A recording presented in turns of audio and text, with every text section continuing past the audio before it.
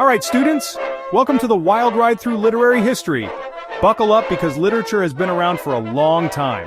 Like, before your great-great-great-great-great-grandparents were even a thought. Today we're going on an adventure through time where we'll meet poets, playwrights, and novelists who shaped the world with their words. And yes, there will be drama, lots of it.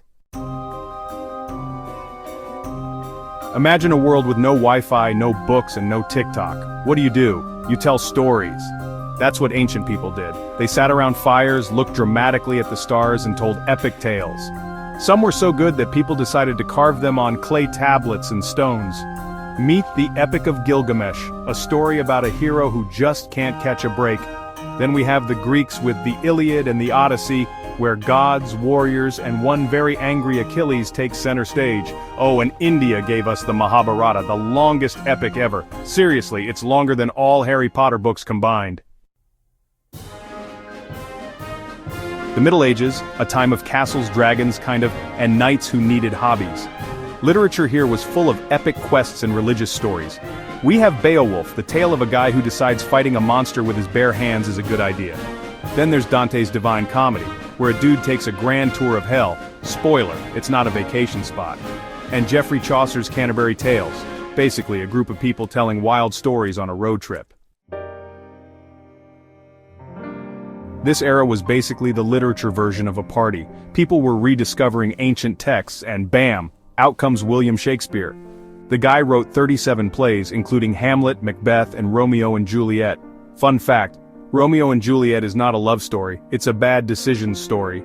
Also, Spain gave us Don Quixote about a guy who thinks he's a knight and attacks windmills, believing they are giants. Today we'd call that a delusion, but back then, it was literature.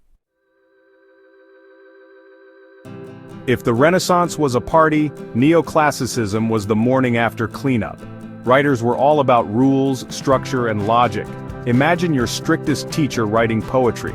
We have Alexander Pope, who basically said, "Rhyming couplets are life."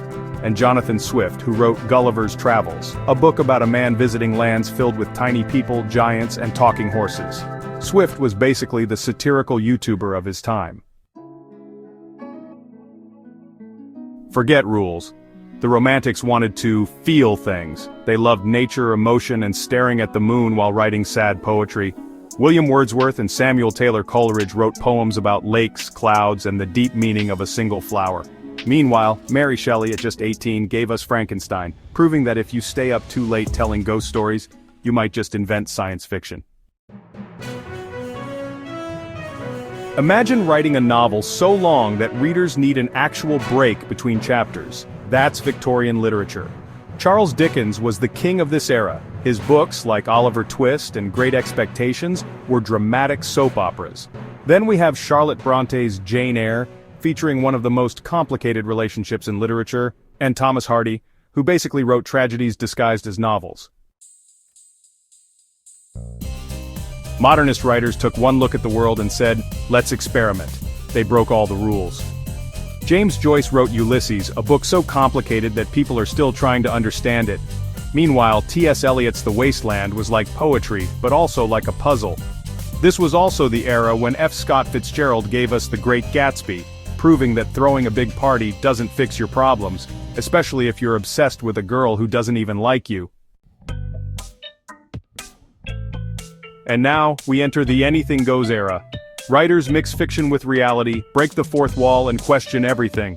Salman Rushdie writes magical realism, Margaret Atwood gives us dystopian nightmares, The Handmaid's Tale, and Haruki Murakami creates worlds where cats talk, fish rain from the sky, and nothing makes sense, but in a cool way.